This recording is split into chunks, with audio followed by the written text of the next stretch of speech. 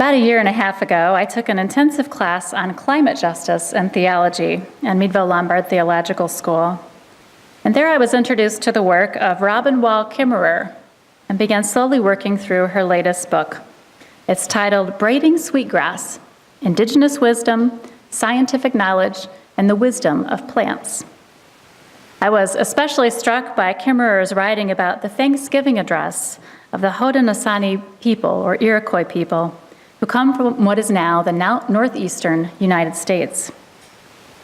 We'll share the address with you today. It may sound like a prayer, a poem, or a pledge, but it is more than that. As Kimmerer explains, the Thanksgiving address is at heart an invocation of gratitude, but it is also a material, scientific inventory of the natural world. Another name for the oration, she goes on, is the greetings and thanks to the natural world. It is a lesson in native science, the credo for a culture of gratitude. In this season of harvest and Thanksgiving, it's appropriate to give thanks not only for family and friends and good fortune, but for the many gifts of the earth. So we will share the Thanksgiving address with you today as an invitation to remember to give thanks to the natural world. The address has been widely published by the Iroquois, or Haudenosaunee people, with translations in over 40 languages, but it is not yet widely known in the United States, and it should be. Kimmerer shares how she came to write about this address. Living as a neighbor to the Haudenosaunee, I have heard the Thanksgiving address in many forms, spoken by many different voices, and I raise my heart to it like raising my face to the rain, she explains. But I am not a Haudenosaunee citizen or scholar, just a respectful neighbor and listener. Because I feared overstepping my boundaries and sharing what I've been told, she says, I asked permission to write about it and how it has influenced my own thinking. Over and over, I was told that these words are a gift of the Haudenosaunee to the world. When I asked Onondaga faithkeeper Oren Lyons about it, he gave his signature, slightly bemused smile and said, "Of course you should write about it. It's supposed to be shared. Otherwise, how can it work? We've been waiting 500 years for people to listen. If they'd understood the Thanksgiving then, we wouldn't be in this mess." Like Kimmerer, we too can be a respectful listener to the Haudenosaunee and their Thanksgiving address. Glinda will read sections of the address, interspersed with my sharing some other bits of inspiration for the practice of gratitude. The Iroquois greetings and thanks to the natural world begin with the people. Today we have gathered and we see that the cycles of life continue. We have been given the duty to live in balance and harmony with each other and all living things. So now we bring our minds together as one as we give greetings and thanks to each other as people. Now our minds are one. The Earth Mother. We are all thankful to our Mother, the Earth, for she gives us all that we need for life. She supports our feet as we walk about upon her. It gives us joy that she continues to care for us as she has from the beginning of time. To our Mother, we send greetings and thanks. Now our minds are one. I'd like to share with you words of Max Kapp. He was a minister and denominational official in the Universalist Church, and like the Haudenosaunee, lived in New York State and other parts of the Northeast. Kapp wrote this about gratitude for the earth. Often I have felt that I must praise my world for what my eyes and ears have seen these many years, and what my heart has loved. And often I have tried to start my lines. Dear Earth, I say, and then I pause to look once more. Soon I am bemused and far away in wonder, so I never get beyond, Dear Earth.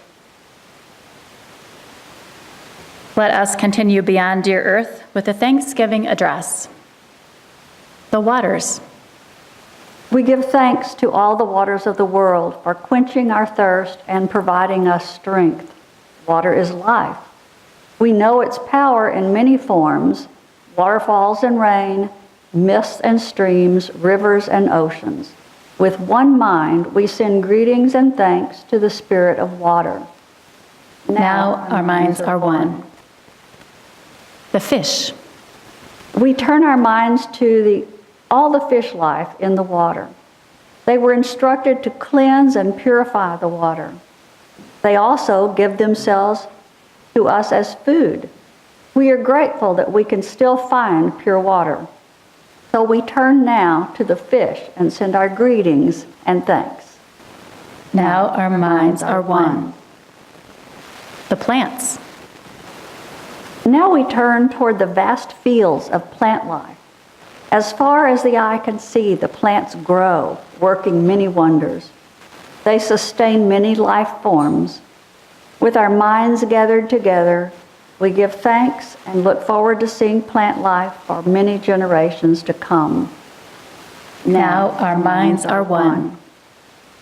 The food plants. With one mind, we turn to honor and thank all the food plants we harvest from the garden.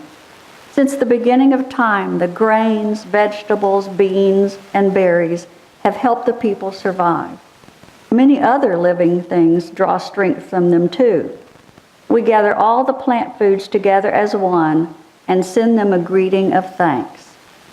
Now our minds are one. The medicine herbs. Now we turn to all the medicine herbs of the world. From the beginning, they were instructed to take away sickness. They are always waiting and ready to heal us. We are happy they are still among us. There are still among us those special few who remember how to use these plants for healing. With one mind, we send greetings and thanks to the medicines and to the keepers of the medicines. Now our minds are one. Perhaps some families here at Westside can relate to the practice of expressing gratitude for the food on our plates and the other plants that support human life. I share with you a story from Jane E. Malden about one family's effort to carry out a daily practice of gratitude. We've begun a new ritual around our dinner table, Malden writes, in which each member of the family takes a minute or two to name what they have been grateful for. No matter how yucky our day has been, we try to offer our gratitude in the spirit of kindness and real thankfulness. Often, the ritual's nicest effect is to calm the troops who may be feeling a bit rowdy or punchy. That's on a good evening. Other times, well, today, I said one evening, trying to model appropriate behavior, usually a ludicrous pursuit, I am thankful for the wonderful rain we had this afternoon, which watered all the trees and grass and flowers so they can grow. Today, said daughter number one, I am grateful for the rain and the trees and the flowers, and I am grateful for mom and dad and sister and brother and dog. A not so subtle attempt at ingratiating herself, as her sly smile implied, but spoken with heartfelt emotion nonetheless. Today, said daughter number two, I am grateful for mom and dad and brother and dog. A smirk. What? Dad and mom were stunned. What about your sister? Daughter number one immediately recognized the implications of daughter number two's statement, which pointedly left her out. She burst into tears and ran from the table. We continue to work on gratitude circles at our house. Some of us find it hard to be thankful when we would rather be angry. Sometimes even I, who like to consider myself closer to perfect than many, would rather give my husband a swift verbal kick than words of appreciation. Yet there is something sacred about our gratitude circles. Gratitude has a healing power at our table that is more tangible than forgiveness or even ice cream. We can't honestly nourish a grudge, the same time that we nourish gratitude. So we try. Daughter number 1 came back to the table, and we talked about forgiveness as well as gratitude. And we wondered aloud about pain and healing and words a child might be able to fathom. And we grown-ups gave a silent sigh of gratitude for yet one more chance to do our job again and go on. We continue with the Thanksgiving address, another chance for all of us to embrace gratitude. The animals. We gather our minds together to sing greetings and thanks to all the animal life in the world. They have many things to teach us as people. We are honored by them when they give up their lives so we may use their bodies as food for our people. We see them near our homes and in the deep forest. We are glad they are still here, and we hope that it will always be so. Now our minds are one. The trees. We now turn our thoughts to the trees. The earth has many families of trees who have their own instructions and uses. Some provide us with shelter and shade, others with fruit, beauty, and other useful things. Many people of the world use a tree as a symbol of peace and strength. With one mind, we greet and thank the tree life. Now our minds are one. The birds. We put our minds together as one and thank all the birds who move and fly about over our heads. The Creator gave them beautiful songs. Each day they remind us to enjoy and appreciate life. The eagle was chosen to be their leader. To all the birds, from the smallest to the largest, we send our joyful greetings and thanks. Now our minds are one. The four winds. We are all thankful to the powers we know as the four winds. We hear their voices in the moving air as they refresh us and purify the air we breathe. They help us to bring the change of seasons. From the four directions they come, bringing us messages and giving us strength. With one mind, we send our greetings and thanks to the four winds.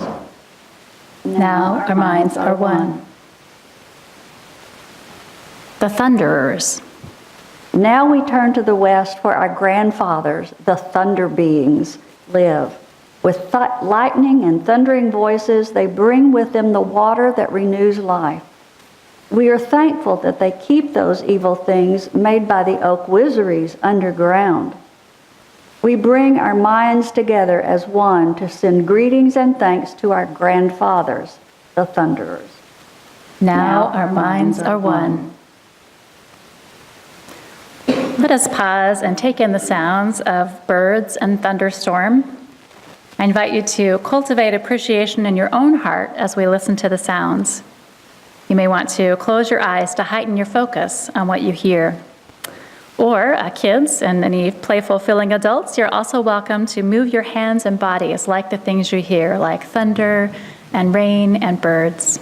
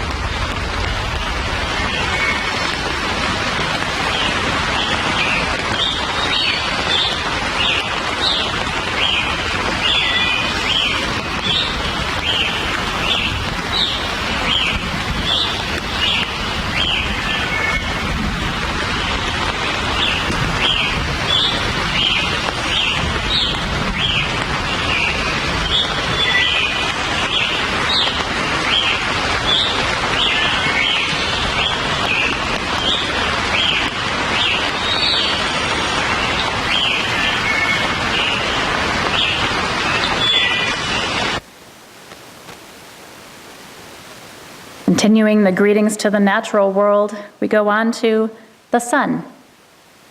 We now send greetings and thanks to our eldest brother, the sun.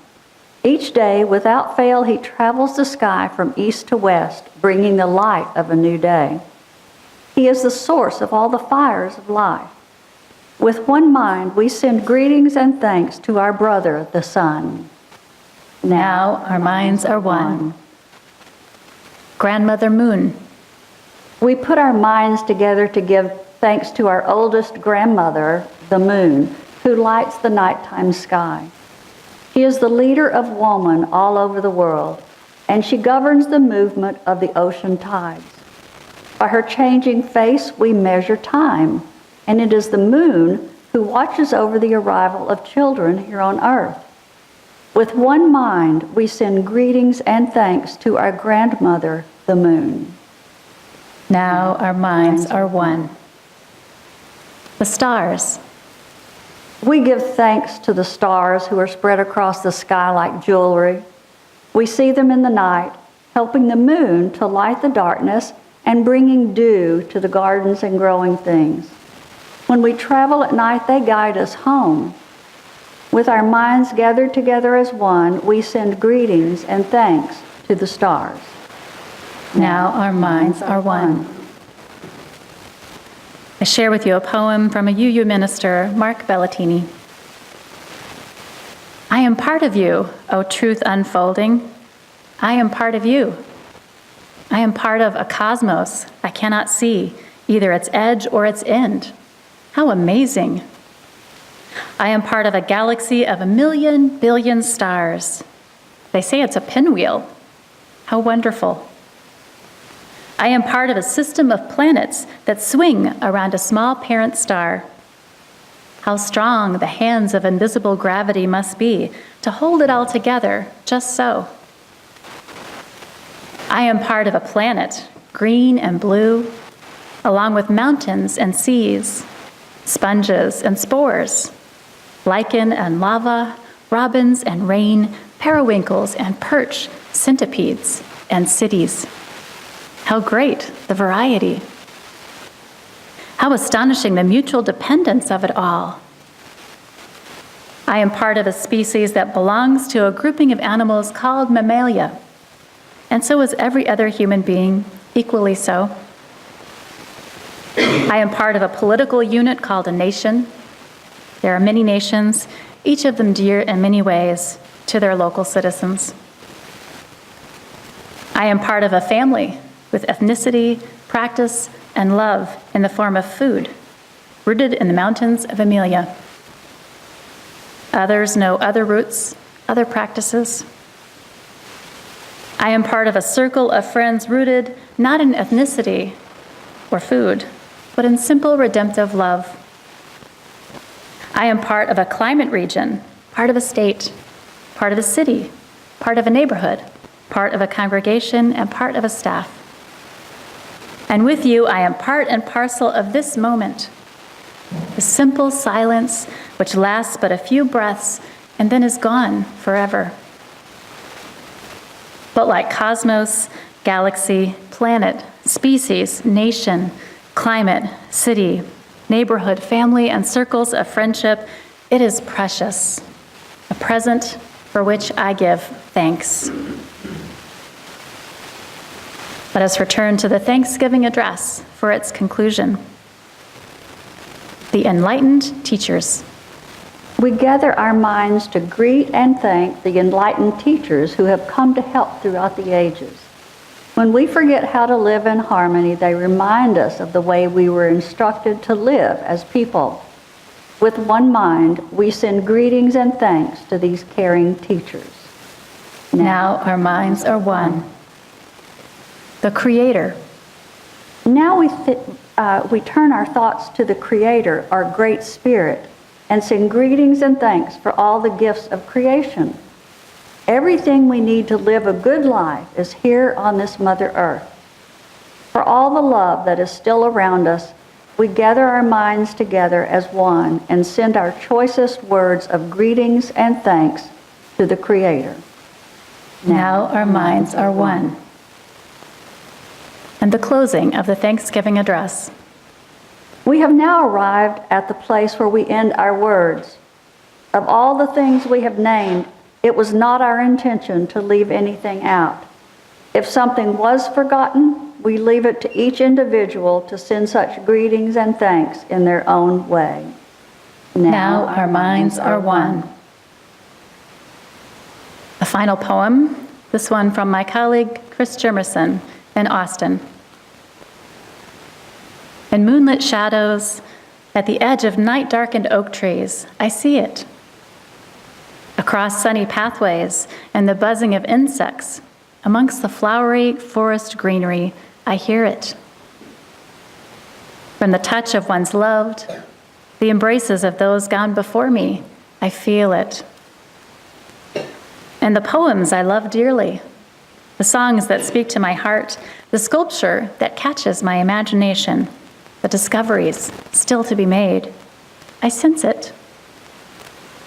It is in the fire of distant suns, the cool drip of waters, the slight chill in the breeze, the laughter of children, no matter what their age, old and young, grown and still small. It is the breath of life, the stardust of souls, the magic of remembrance.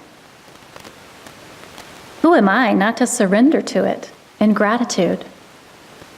Who am I to not be blessed?